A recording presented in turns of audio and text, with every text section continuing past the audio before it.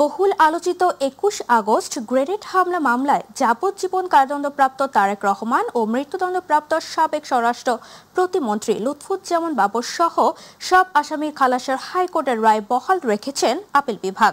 বৃহস্পতিবার সকাল 10:05 প্রধান বিচারপতি ডক্টর সৈয়দ রিফাত আহমেদের নেতৃত্বে ৬ বিচারপতির আপিল বেঞ্চ এই রায় ঘোষণা করেন। আদালতে তারেক রহমান বাবরের পক্ষে শুনানি করেন advocate S M. Shahjahan, advocate Mohammad Shishir Monir. রাষ্ট্রপক্ষে ছিলেন অ্যাটর্নি জেনারেল মোহাম্মদ আসাদুজ্জামান, অতিরিক্ত attorney general Anik R Haque, Abdul Jabbar Bhuiyan, deputy attorney general Abdullah Al Mahmud Masud. এর আগে ২০০৪ সালে ২১ আগস্ট নির্মম গ্রেনেড হামলার ঘটনায় দায়ের হওয়া মামলায় বিএনপির ভারপ্রাপ্ত চেয়ারম্যান তারেক রহমান সহ আসামিদের খালাস করে হাইকোর্টের দেওয়া রায়ের বিরুদ্ধে রাষ্ট্রপক্ষের করা আপিলের ওপর রায় ঘোষণার জন্য ৪ সেপ্টেম্বর দিন ধার্য করেন সুপ্রিম কোর্টের আপিল বিভাগ। আপিলের ওপর ৫ দিনের মতো শুনানি শেষে গত ২১ আগস্ট সুপ্রিম কোর্টের আপিল বিভাগ রায়ের এই দিন ঠিক করেন।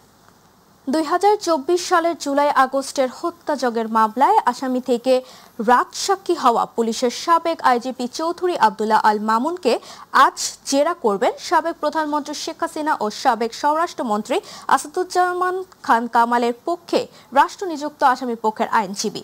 সকালে বিচারপতি মোহাম্মদ গোলাম মর্তুজা মজুমদারের নেতৃত্বাধীন আন্তর্জাতিক অপরাধ ট্রাইব্যুনাল ১-এ জেরা শুরু হওয়ার কথা রয়েছে। এরই মধ্যে হাজির করা হয়েছে সাবেক আইজিপি চৌধুরী আবদুল্লাহ আল মামুনকে। গত মঙ্গলবার রাজসাক্ষী হিসেবে ট্রাইব্যুনালে জবানবন্দি দেন চৌধুরী আবদুল্লাহ আল মামুন। ওই সময় তিনি বলেন, শেখ হাসিনা ও আসাদুজ্জামান খান কামালের নির্দেশে জুলাই আগস্টে গণহত্যা হয়। তার আইজিপি থাকাকালে এমন গণহত্যা সংগঠিত হওয়ায় নিহত আহতের পরিবার, দেশবাসী ও ট্রাইব্যুনালের কাছে ক্ষমা চান তিনি। তুচ্ছ ঘটনাকে কেন্দ্র করে রাজধানীর মালিবাগে সোহাগ পরিবহনের কাউন্টার ও মালিকপক্ষের বাড়ি ভাঙচুর করেছে সন্ত্রাসীরা। বুধবার রাত ১১টার দিকে এই ঘটনা ঘটে। এ সময় সন্ত্রাসীদের ধারালো অস্ত্রের আঘাতে সোহাগ পরিবহনের পরিচালক সহ অন্তত ১৫ জন আহত হন। কর্তৃপক্ষ জানায়, কাউন্টারের সামনে ২ ব্যক্তি সিগারেট খাচ্ছিল। এ সময় কাউন্টারের কর্মচারীরা তাদের কাউন্টারের সামনে সিগারেট না খেতে অনুরোধ জানালে তারা কর্মচারীদের উপর চড়াও হয়। কিছুক্ষণ পর ৫০ থেকে ৬০ জনের একটি দল এসে এলোপাতাড়ি কাউন্টার ভাঙচুর ও কয়েকজনকে কুপিয়ে জখম করে। এ ঘটনার জন্য জাতীয়তাবাদী স্বেচ্ছাসেবক দলের রমনা থানা ইউনিটের সভাপতি তালুকদার বিল্লালকে দায়ী করেছেন সোহাগ পরিবহন কর্তৃপক্ষ। এবার ছাত্র সংসদ নির্বাচন প্রসঙ্গ।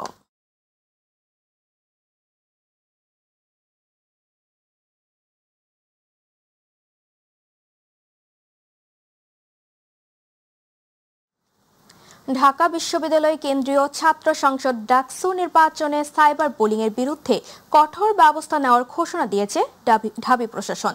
এদিকে বৈষম্য বিরোধী শিক্ষার্থী সংসদ প্যানেলে ভিপি প্রার্থী আব্দুল কাদের অভিযোগ করেছেন, ১৯৭৩ সালের নির্বাচনের মতো এবারও বিশেষ গোষ্ঠী ডাকসুকে বানচালের ষড়যন্ত্র করছে।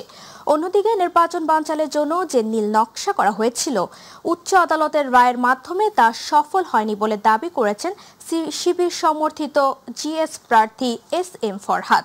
বিস্তারিত শিমুল খানের রিপোর্টে। আইনি জটিলতা কাটিয়ে নির্ধারিত দিনেই ভোটের দিকে এগিয়ে যাচ্ছে ঢাকা বিশ্ববিদ্যালয়ের কেন্দ্রীয় ছাত্র সংসদ ডাকসু নির্বাচন। এবারের নির্বাচনে কেন্দ্র সংখ্যা বাড়ানোর সুযোগ না থাকলেও ভোটের দিন প্রত্যেকটি কেন্দ্রে সিসি ক্যামেরা থাকবে বলে জানিয়েছেন চিফ রিটার্নিং কর্মকর্তা। নারী প্রার্থীদের চরিত্র হননের জন্য যে চেষ্টা চলছে সেটা যাতে দ্রুত নিয়ন্ত্রণের ব্যবস্থা করে, আর কেন্দ্র বাড়ানোর এই মুহূর্তে আর কোনো সুযোগ নেই। দুপুরে নির্বাচনের সুষ্ঠু পরিবেশ নিশ্চিতে রিটার্নিং কর্মকর্তার সাথে কথা বলে ছাত্রদল মনোনীত প্যানেল। ৯ সেপ্টেম্বর ঢাকা বিশ্ববিদ্যালয়ে অনুষ্ঠিত হতে যাচ্ছে যে ডাকসু নির্বাচন ২০২৫, সেটাকে সুন্দর, সুষ্ঠু, নিরপেক্ষভাবে অনুষ্ঠিত করার জন্য আমরা নির্বাচন কমিশনের সাথে আমাদের যে আলোচনা সেটা আমরা তুলে ধরেছিলাম। বৈষম্য বিরোধী শিক্ষার্থী সংসদ প্যানেলের ভিপি প্রার্থী আব্দুল কাদের অভিযোগ করেছেন, এবারের বিশেষ গোষ্ঠী ডাকসুকে বানচালে ষড়যন্ত্র করছে। যেটা বৃহৎ একটা শক্তি, বৃহৎ একটা রাজনৈতিক শক্তি, তারা আবারও ডাকসুকে বানচাল করার জন্য তারা উঠে পড়ে লেগেছে। এদিকে নির্বাচনে শিক্ষার্থীরা যাতে ভোট দিতে না পারে প্রশাসন সে বিষয়ে কাজ করছে বলে অভিযোগ করেন জিএস প্রার্থী আবু বাকের মজুমদার। যে সন্দেহ করছিলাম সেই সন্দেহকে আমরা এখন মনে করছি সন্দেহটাই সত্য, কারণ তারা এই নির্বাচনে চায় না যে শিক্ষার্থীরা ভোট দিক। কোনো ষড়যন্ত্রই ডাকসু নির্বাচনকে আটকে রাখতে পারবে না বলে জানান ছাত্র শিবির সমর্থিত শিক্ষার্থী ঐক্য জোটের জিএস প্রার্থী SM ফরহাদ। আমরা সবাই মিলে একটা সুস্থ কম্পিটিশনে আসি, সবাই মিলে সবার কথাগুলো যার যার কথাগুলো বলি, একে অপরের ভুল থাকলে সেটি ক্রিটিসিজম করি। এদিকে নির্বাচনের বাধা কাটিয়ে সর্বোচ্চ আদালতের রায়ের পর উৎফুল্ল ভোটার ও প্রার্থীরা। শিমুল খান, মাই টিভি, ঢাকা। দর্শক, এই মুহূর্তে ঢাকা বিশ্ববিদ্যালয় ক্যাম্পাসে আছেন সহকর্মী মিফতা গালিব, যুক্ত হচ্ছি তার সাথে।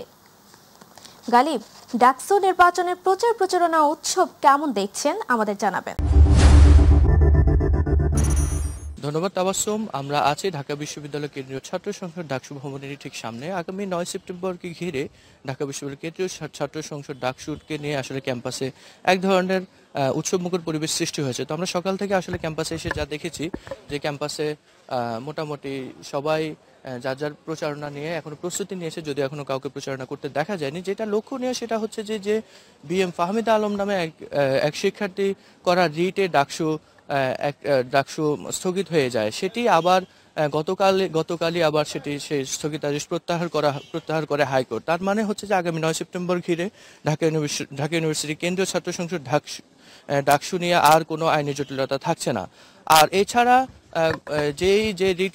যে ফাহমিদা আলমকে গণধর্ষণের হুমকি যে আলী হোসেন নামে একটি শিক্ষার্থী গণধর্ষণের হুমকি দেয়, তো তাকে ছাত্র শিবিরের ঐক্যবদ্ধ প্যানেলের করা ইয়েতেই তাকে 6 মাসের জন্য বহিষ্কার করা হয়। তো আমরা আসলে এই মুহূর্তে একজন ঢাকা ইউনিভার্সিটির একজন স্বতন্ত্র প্রার্থী আছে, তার সাথে আমরা সংক্ষেপে জানতে চাইবো আসলে যে এই যে অভিযোগ, পাল্টা অভিযোগের ভিত্তিতে যে আসলে ডাকসু হচ্ছে, এই ডাকসুতে আপনারা কি আসলে আপনাদের প্রতিফলন কি আসলে হবে কিনা, আপনার যদি একটু সংক্ষেপে জানাতে চাই। আশা করি যে ডাকসু নির্বাচন যদি অন্তত নিয়মিত অনুষ্ঠিত হয় তাহলে শিক্ষার্থীদের যে অধিকার রয়েছে সেই অধিকারগুলো আদায়ের ক্ষেত্রে ডাকসু প্রতিষ্ঠান হিসেবে ভূমিকা পালন করবে, এবং যারা ডাকসুতে নির্বাচিত হবে তাদের ইচ্ছায় অনিচ্ছায় তারা যদি তাদের কোনো দলীয় ব্যানারও এসে থাকে, তারপর তাদেরকে ইচ্ছায় অনিচ্ছায় শিক্ষার্থীদের কল্যাণে কাজ করতে হবে বাধ্য হয়ে। তো সেই জায়গা থেকে আমি মনে করি যে ডাকসু যদি হয় নিয়মিত তাহলে শিক্ষার্থীদের জন্য অনেক কল্যাণ বয়ে আনবে। আমরা কথা বলছিলাম আসলে একজন স্বতন্ত্র প্রার্থীর সাথে, তিনি জানিয়েছিলেন যে আসলে শিক্ষার্থীদের যদি প্রত্যাশা পূরণের ডাকসু যদি হয় তাহলে সেক্ষেত্রে কোনো ধরনের বাধা, কোনো ধরনের ষড়যন্ত্রই আসলে এখানে থাকবে না। তো এই ছিল তাবাসসুম, ঢাকা ইউনিভার্সিটি কেন্দ্রীয় ছাত্র সংসদ ডাকসুর সর্বশেষ অবস্থা। গালিব, আপনাকে ধন্যবাদ। দর্শক, ঢাকা বিশ্ববিদ্যালয় থেকে ডাকসু নির্বাচনের প্রচারণা নিয়ে সর্বশেষ তথ্য জানাচ্ছিল আমাদের সহকর্মী মিফতা গালিব। এবার অন্যান্য খবর। কুমিল্লা সড়ক মহাসড়কে গত 8 মাসে 210টি দুর্ঘটনায় প্রাণ হারিয়েছেন 1.5 শতাধিক মানুষ। এসব ঘটনায় আহত হয়েছেন আরও 2.5 শতাধিক মানুষ। এসব ঘটনায় মামলা হয়েছে 142টি। অতিরিক্ত গতি, উল্টো পথে চলাচল আর ঝুঁকিপূর্ণ ইউটার্নের কারণে ঘটেছে এই দুর্ঘটনা। বিস্তারিত দেখুন আবু মোসার রিপোর্ট। দেশের সবচেয়ে ব্যস্ততম ঢাকা চট্টগ্রাম মহাসড়কে প্রতিনিয়ত ঘটছে দুর্ঘটনা। এসব দুর্ঘটনার বেশিরভাগই ঘটছে অনিরাপদ ইউটার্নের কারণে। সম্প্রতি কুমিল্লার পদুয়ার বাজার বিশ্ব রোড এলাকায় ইউটার্নে সড়ক পারাপারের সময় লং ভেহিকেলের নিচে চাপা পড়ে মারা যায় একই পরিবারের প্রাইভেট কারে থাকা 4 যাত্রী। এমন হৃদয় বিদারক ঘটনা প্রায় ঘটছে এখানে।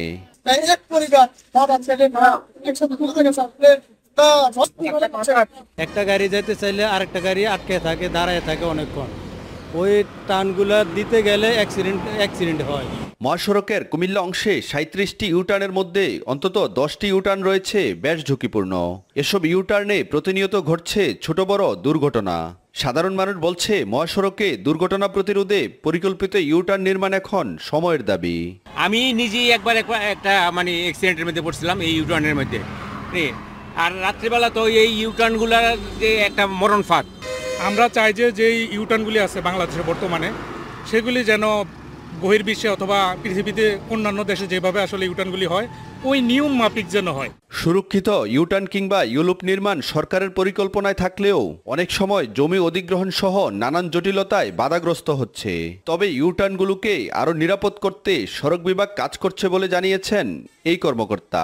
আমাদের যতগুলো ইউটার্ন আছে আমরা সেগুলোকে নিয়ে আবার একটু রিভিউ করছি, আমরা নিজেরাও একটু পর্যালোচনা করছি যে কোথায় কি করা যায়, সেগুলো নিয়ে আমরা কাজ করছি। আমাদের উদ্যোতন কর্তৃপক্ষ এই বিষয়ে সচেতন আছে। তবে সর্বাগ্রে যেটা বলতে হবে সেটা হচ্ছে কিন্তু আপনার ড্রাইভার এবং পাবলিকের অ্যাওয়ারনেস, যারা গাড়ি ইউজ করে, যারা ইউজার, তাদের অ্যাওয়ারনেসটা সবচেয়ে জরুরি দরকার। মহাসড়কের প্রতিটি ইউটার্ন যেন এক একটি মরণ ফাঁদ। বাড়তি যানবাহনের বিষয়টি মাথায় রেখে অবকাঠামোগত উন্নয়ন, চালক যাত্রী সচেতনতা এবং আইনের কঠোর প্রয়োগই কেবল থামাতে পারে সড়কে মৃত্যুর মিছিল। আবু মুসা, মাই টিভি, কুমিল্লা। রাতভর নদ থেকে অবৈধভাবে উত্তোলন করা হচ্ছে শত শত ঘনফুট বালু। পরে তা নিয়ে বালখেটে করে যায় অসাধু চক্রের হাতে। অপরদিকে পানি উন্নয়ন বোর্ড থেকে ড্রেজিং করে নদের পাড়ে রাখা বালু দিন দুপুরে লুট করছে সিন্ডিকেটের সদস্যরা। এই দুই কারণে এখন চরম ঝুঁকিতে মাদারীপুরের শিবচরের আড়িয়াল খাঁ নদের উপর নির্মিত প্রায় 98 কোটি টাকা ব্যয়ে নির্মিত সেতু।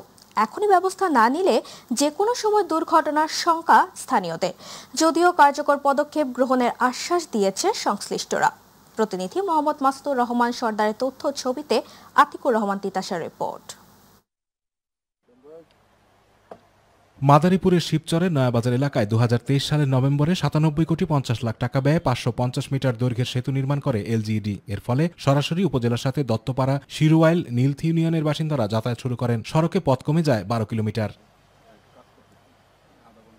সেতু উদ্বোধনের আগে ড্রেজিং করে শত শত ঘনফুট বালু নয়াবাজার এলাকায় নদের পাড়ে রাখে পানি উন্নয়ন বোর্ড। সেই বালু ও মাটি ট্রাকে করে দিন দুপুরে নিয়ে যাচ্ছে অসাধু ব্যবসায়ীরা। এতে ভাঙছে নদের পাড়। অপরদিকে সেতুটির আশেপাশে রাতভর ড্রেজার মেশিন বসিয়ে আড়িয়াল খাঁ নদ থেকে শত শত ঘনফুট বালু অবৈধভাবে উত্তোলন করছে একটি চক্র। এই দুই কারণে এখন চরম ঝুঁকিতে সেতুটি। ভাঙার জন্য কোনো পদক্ষেপ নাই, তো যদি কোনো পদক্ষেপ হয় তাহলে আমাদের জন্য, জনগণের জন্য সুবিধা হয়। কিছু অসাধু ব্যবসায়ী আছে, তাদের কারণে ক্ষতিটা বেশি হচ্ছে বালু উত্তোলনের কারণে। সরজমিনে দেখা যায় নদের পাড়ে রাখা বালু শ্রমিক দিয়ে ট্রাকে করে নিয়ে যাওয়া হচ্ছে। তবে এগুলো ক্রয়কৃত বালু বলে দাবি করা হচ্ছে। এই বছর নদীর যে এতটা চাপ, এতটা পানির কারণে আমাদের নদীর বালু সব নদীর ভিতরে বিলীন হয়ে যেতেছে। এই জন্য আমার বালুগুলা রক্ষার ক্ষেত্রে আমি বালুগুলা উঠে আমার এখানে আরেকটা বেড আছে, ওখানে আমি উপরে নিয়ে আসতেছি আর কি, গাড়ির মাধ্যমে, ভেহিকুর মাধ্যমে আর কি। এরই মধ্যে সেতুটি রক্ষায় ব্যবস্থা নিতে পাওবকে চিঠি দিয়েছে এলজিইডি। অপরদিকে প্রাথমিক পর্যায়ে অস্থায়ীভাবে 500 মিটার বাঁধের জন্য 6 কোটি টাকা প্রকল্প চেয়ে মন্ত্রণালয়ে চিঠি দিয়েছে পানি উন্নয়ন বোর্ড। ওখান থেকে বালু না সরানো হয় এবং যে পরিমাণে ভাঙ্গনের মাত্রা খুব বেশি তা না, তারপরও পানি উন্নয়ন বোর্ডকে অবহিতকরণ করা হয়েছে এবং আমার চাইতে ওনারা বিষয়টা আরও বেশি অবগত আছে। ঢাকায় অলরেডি আমরা বাজেট চেয়ে এখানে রিপোর্ট করিয়ে দিছি আর কি, এবং এবং তাদেরকেও জানানো হয়েছে যে তাদেরও যদি কোনো বাজেট থাকে, তারা যদি আমাদেরকে প্রোভাইড করে, সেক্ষেত্রে আমরা তাদের এই ব্রিজের প্রোটেকশনের যে আমাদের গাইডলাইন দেওয়া লাগে সেটা আমরা ব্যবস্থা করে দেব। অবৈধভাবে বালু উত্তোলন বন্ধ আর সরকারি বালু লুটকারীদের বিরুদ্ধে ব্যবস্থা গ্রহণের আশ্বাস দেন জেলা প্রশাসক। সরকারি বালু নেওয়ার কোনো সুযোগ নাই। আমরা অলরেডি ওখানে আমাদের ম্যাজিস্ট্রেট নিয়োগ করা আছে, আমার ইউনো আছে, এসিলেন্ট আছে, তারা সবসময় যেগুলো অবৈধভাবে বালু উত্তোলন যারা করছেন তাদের বিরুদ্ধে ব্যবস্থা নিচ্ছেন। নয়াবাজারের এই সেতু দিয়ে 3টি ইউনিয়নের 50,000 মানুষ যাতায়াত করেন। আতিকুর রহমান তিতাস, মাই টিভি। শিক্ষা একটি জাতির মেরুদণ্ড হলেও শরীয়তপুরের পূর্ব ডামোডা ইউনিয়নের শম্ভুকাঠি 46 নং প্রাথমিক বিদ্যালয় যেন ভোগান্তির আরেক নাম। বছরের 6 মাস বিদ্যালয়ের মাঠ থাকে জলাবদ্ধ, ফলে কাদা পানি পেরিয়ে শ্রেণী কক্ষে যেতে হয় শিক্ষার্থী ও শিক্ষকদের। একই কারণে বেড়েছে অনুপস্থিতির হার। প্রতিনিধি সজীব শিকদারের তথ্যচিত্রে শামস তাবরিজ উচ্ছ্বাসের রিপোর্ট। শরীয়তপুর জেলার ডামুড্ডা উপজেলার পূর্ব ডামুড্ডা ইউনিয়নের শম্ভুকাঠি 46 নং প্রাথমিক বিদ্যালয়ে জলাবদ্ধতার কারণে চরম দুর্ভোগের শিকার শিক্ষার্থীরা। বিদ্যালয়ে মাঠের ভিতরে হাঁটু সমান কাদামাটি, এর মধ্য দিয়ে পারাপার হতে হচ্ছে ছাত্র ও ছাত্রীদের। আমরা স্কুলে আসতে সমস্যা হয়, আমাকে খেলতে সমস্যা হয়, আমাকে পানির জন্য আমরা পায়ে গোড়া হয়ে জায়গা। আমরা স্কুলে নিয়মিত আসতে পারি না, আবার কোমর পর্যন্ত পানি হয়, জ্বর আনে, তার জন্য আমরা নিয়মিত স্কুলে আসতে পারি না। জলাবদ্ধতা বেশি হলে ক্লাস করতে পারেন না শিক্ষার্থীরা। বছরের 6 মাস এমন পরিস্থিতি থাকলেও সমস্যা সমাধানে নেই কোনো উদ্যোগ। শিক্ষকরাও জানালেন তাদের দুর্ভোগের কথা। আড়ু সমান পানি আবার আইতে গেলে ভিজে যায়, আবার পরে ভিজে যায়, বই খাতা ভিজে যায়। স্কুলের বেশিরভাগ নিয়মিত কেউ স্কুলে আসতে চায় না। বর্ষা মৌসুমে একটু পানি হলেই জলাবদ্ধতা সৃষ্টি হয়ে যায়, জ্বর হয় বাচ্চাদের, এমনকি আমাদের শিক্ষকদেরও আসতে সমস্যা হয়। বিদ্যালয়ের প্রধান শিক্ষক জানালেন, উপজেলা প্রাথমিক শিক্ষা কর্মকর্তাদের কাছে জলাবদ্ধতা সমাধানে আবেদন করা হলেও কোনো পদক্ষেপ নেওয়া হচ্ছে না। এখন মাঠটা যদি বালি ভরাট করা হয় তাহলে আমাদের শিক্ষার্থীরা ঠিকমতন বিদ্যালয়ে আসতে পারবে। আগামী অর্থ বছরে প্রকল্প বরাদ্দ দেয়া হলে পাকা সড়ক তৈরি করে দেওয়া হবে বলে জানিয়েছে সংশ্লিষ্টরা। প্রকল্প বাস্তবায়ন অফিসের মাধ্যমে এই অর্থ বছরে একটা প্রকল্প গ্রহণ করে মাটি ভরাটের আশ্বাস দিয়েছেন। প্রকল্প বাস্তবায়নকারী কর্মকর্তার তরফ থেকে প্রকল্প নিয়ে খুব দ্রুত সময়ের মধ্যে সমস্যাটি সমাধান করা হবে। দীর্ঘদিনের এই সমস্যা সমাধানে এখন সরকারের সুদৃষ্টি কামনা করছেন ভুক্তভোগীরা। শামস তাবরিজ উচ্ছ্বাস, মাই টিভি নিউজ ডেস্ক। এবার গ্রাম বাংলার খবর।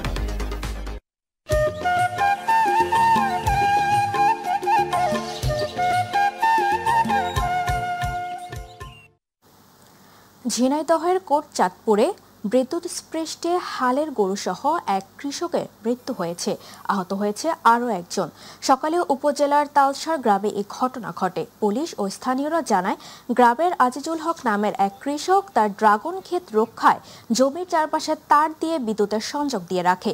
সকালে একই গ্রামের কৃষক শাহাদাত হোসেন জমিতে চাষ করার জন্য ইকতার হোসেন নামে আরেক কৃষককে সাথে নিয়ে যায়। জমিতে হাল চাষ করার সময় বিদ্যুতের তারে একটি গরু জড়িয়ে গেলে কৃষক শাহাদাত ও ইকতার বিদ্যুতায়িত হয়। এতে শাহাদাত হোসেন ও একটি গরু ঘটনাস্থলেই মারা যায়। আহত হয় ইকতার। সেখান থেকে তাকে উদ্ধার করে কোটচাঁদপুর উপজেলা স্বাস্থ্য কমপ্লেক্সে ভর্তি করা হয়েছে। এদিকে এই ঘটনার পর থেকে ড্রাগন বাগানের মালিক আজিজুল হক পলাতক রয়েছে। ঝিনাইদহে তালাবদ্ধ ঘর থেকে এক ব্যবসায়ীর অর্ধগলিত মরদেহ উদ্ধার করেছে পুলিশ। দেওয়ালে লেখা ছিল হত্যার কারণ। বুধবার রাতে সদর উপজেলার কেশবপুর গ্রামে থেকে তেওয়াজ উদ্দিন শেখ নামের ওই ব্যবসায়ীর মরদেহ উদ্ধার করা হয়। পুলিশ ও স্থানীয়রা জানায়, তেওয়াজ উদ্দিনের ঘর থেকে দুর্গন্ধ বের হলে স্থানীয়রা তার স্বজনদের খবর দেয়। পরে স্বজনরা জানালা দিয়ে তার মরদেহ দেখতে পেয়ে পুলিশকে খবর দেয়। পুলিশ ঘটনাস্থলে পৌঁছে ঘরের তালা ভেঙে হাত পা বাঁধা মরদেহ উদ্ধার করে। তার শরীরের বিভিন্ন জায়গায় আঘাতের চিহ্ন রয়েছে। স্ত্রী ও সন্তানকে হত্যার দায়ে ভোলার চরফ্যাশনে আলোচিত জোড়া খুন মামলার স্বামী ও দেবরকে আমৃত্যু সশ্রম কারাদণ্ড দিয়েছে আদালত। একই সঙ্গে 20,000 টাকা জরিমানা অনাদায়ে আরও 6 মাসের সশ্রম কারাদণ্ড দেওয়া হয়েছে। বুধবার চরফ্যাশন চৌকি আদালতে এর রায় ঘোষণা করেন ভোলা অতিরিক্ত দায়রা জজ আদালতের বিচারক শওকত হোসাইন। দণ্ডপ্রাপ্তরা হলেন নিহত জাহানারা বেগমের স্বামী মাহবুব আলম ও দেবর ইব্রাহিম। তবে মামলার অপর আসামি মান্নান মাঝিকে অভিযোগ সন্দেহাতীতভাবে প্রমাণিত না হওয়ায় খালাস দেওয়া হয়েছে। সাভারে বিএসটিআই-এর অনুমোদন না নিয়ে অস্বাস্থ্যকর ও নোংরা পরিবেশে শিশুদের জন্য আইসক্রিম তৈরির একটি কারখানায় অভিযান পরিচালনা করেছে ভ্রাম্যমাণ আদালত। বুধবার সাভারের তেঁতুলছড়া ইউনিয়নের নাজিমনগর এলাকায় আইমান ফুড অ্যান্ড এগ্রো কারখানায় অভিযান পরিচালনা করেন সাভার উপজেলা নির্বাহী কর্মকর্তা ও নির্বাহী ম্যাজিস্ট্রেট আবু বকর সরকার। জানা যায়, বিএসটিআই-এর অনুমোদন না নিয়ে অস্বাস্থ্যকর ও নোংরা পরিবেশে কারখানা কর্তৃপক্ষ গত কয়েক মাস ধরে শিশুদের জন্য আইসক্রিম কুলফি ও আইসনলি তৈরি করে বাজারে বিক্রি করে আসছিলেন। এলাকাবাসীর অভিযোগের উপর ভিত্তি করে সেখানে অভিযান পরিচালনা করেন নির্বাহী ম্যাজিস্ট্রেট আবু বকর সরকার। এ সময় কারখানাটির দেখভালের দায়িত্বে থাকা হেলালকে 1 বছর ও সহকারী ম্যানেজার নাইমকে 6 মাসের বিনাশ্রম কারাদণ্ড প্রদান করেন ও কারখানাটিকে সিলগালা করা হয়। তো আমরা আইম্যান ফুডের যে হলো যে সার্বিক যে দেখভাল করে মোহাম্মদ হেলাল, ওনাকে ভোক্তা অধিকার আইন 2009-এর 43 ধারা লঙ্ঘন করে 1 বছরের বিনাশ্রম কারাদণ্ড দিয়েছে এবং মোহাম্মদ নাইম সহকারী ম্যানেজার তাকে 6 মাসের কারাদণ্ড দিয়েছে। আমরা আপনাদের মাধ্যমে বলতে চাই, সাভারের মাটিকে ব্যবহার করে কোনো অবৈধ কারখানা, কোনো অবৈধ কাজ আমরা করতে দিব না। নির্বাচনে পিআর পদ্ধতি এটা খায় না গায়ে দেয় তা সাধারণ মানুষ অনেকেই জানে না বলে মন্তব্য করেছেন বিএনপির কেন্দ্রীয় ভাইস চেয়ারম্যান বরকতুল্লাহ বুলু। এছাড়া তিনি বলেন, পিআর পদ্ধতি মানে আপনি ভোট দিবেন নোয়াখালীতে, এমপি হবে পার্বত্য চট্টগ্রাম জেলার বান্দরবানে কিংবা উত্তরবঙ্গের কোনো এক নেতা। তাই পিআর পদ্ধতিতে নির্বাচন মানে একটা ধোঁকাবাজি ছাড়া কিছুই নয়। নোয়াখালী চৌমুহনীতে বিএনপি প্রতিষ্ঠা বার্ষিকী উপলক্ষে আয়োজিত আলোচনা সভায় প্রধান অতিথির বক্তব্যে এসব কথা বলেন তিনি। বিএনপি কেন্দ্রীয় নির্বাহী কমিটির সদস্য কাজী মনিরুজ্জামান মনির বলেছেন, স্বৈরাচারী শেখ হাসিনা সরকার দেশ নিয়ে এখনো ষড়যন্ত্র চালাচ্ছে। বেগম খালেদা জিয়া স্বৈরাচারী সরকার পতনের আন্দোলনের নেতৃত্ব দিয়েছেন। দেশের মানুষের প্রতিটি সংকটে খালেদা জিয়া তাদের পাশে থেকেছেন। আগামী দিনে তারেক রহমান এদেশের প্রধানমন্ত্রী হিসেবে নেতৃত্ব দিবেন।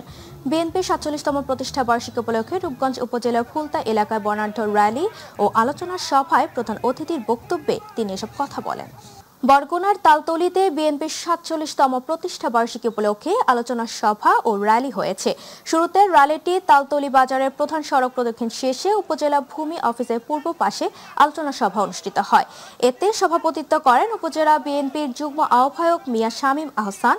আলোচনা সভায় বক্তব্য রাখেন উপজেলা বিএনপির সাবেক সদস্য সচিব মোস্তাফিজুর রহমান মোস্তাক সহ অঙ্গ ও সহযোগী সংগঠনের নেতৃবৃন্দ। পরে ছাতনপাড়া সরকারি প্রাথমিক বিদ্যালয় সংলগ্ন পুকুরে পরিষ্কার পরিচ্ছন্নতার অভিযান পরিচালনা করা হয়।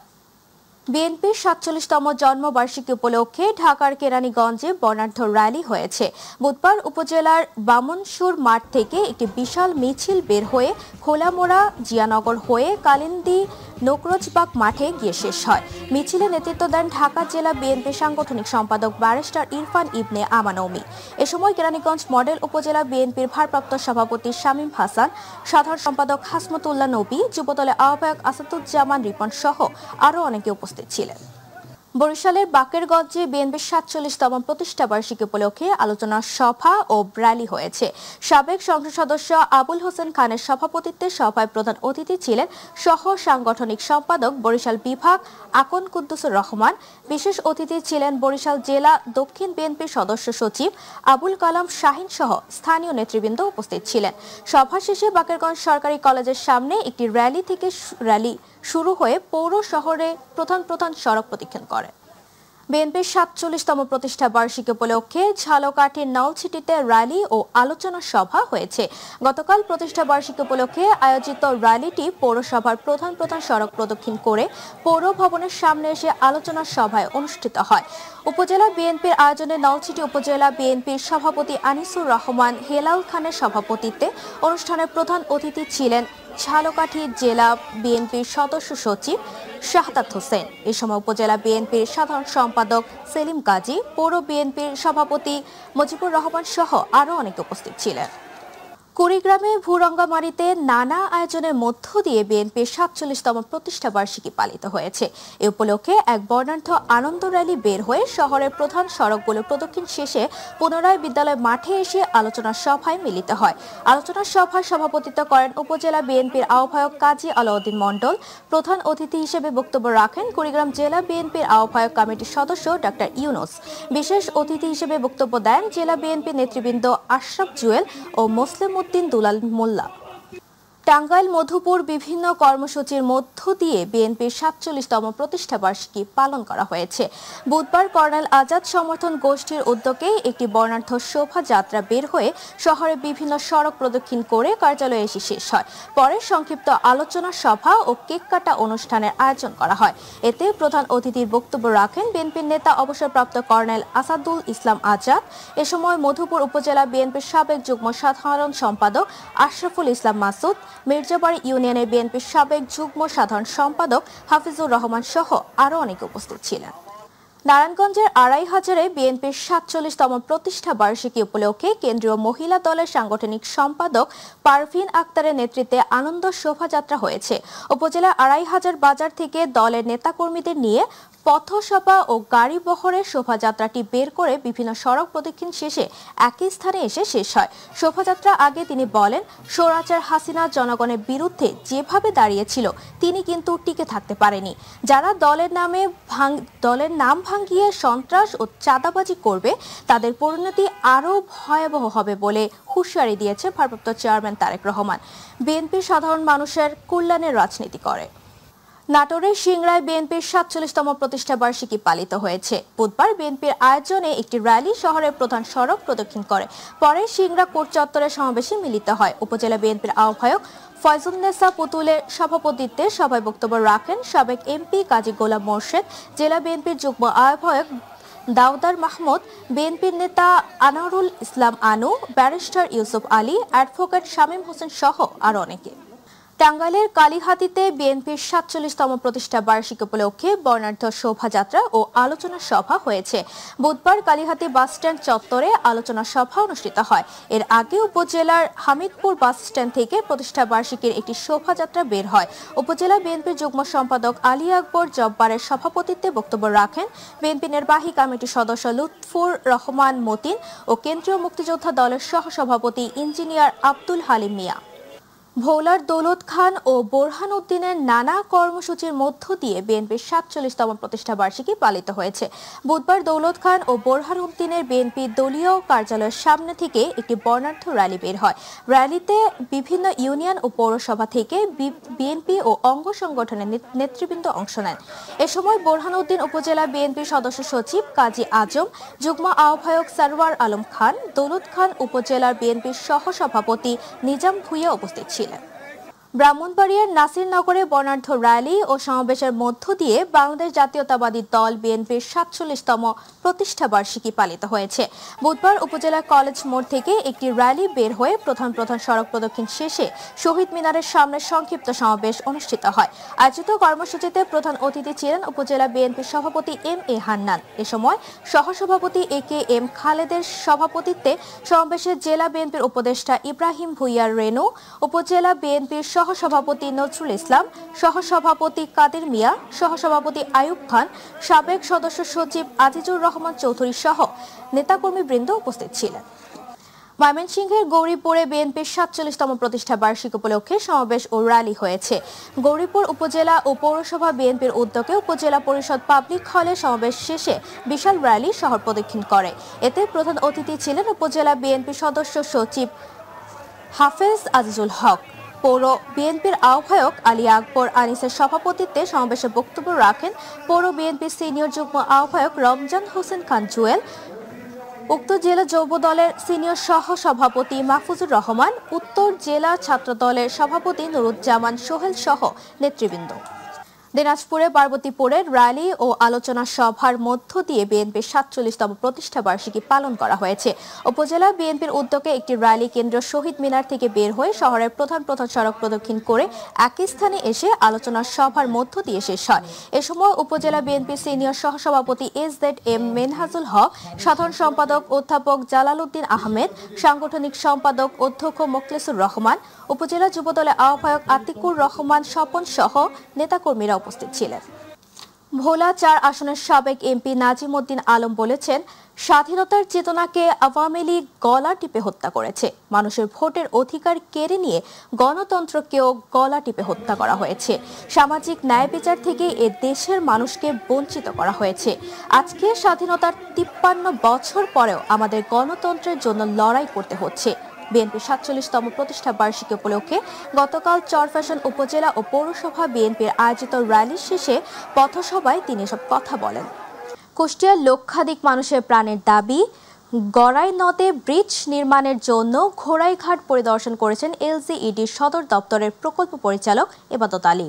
বুধবার তিনি কুষ্টিয়ার শহর ঘেঁষে গড়াই নদের ঘোড়াইঘাটে পৌঁছান।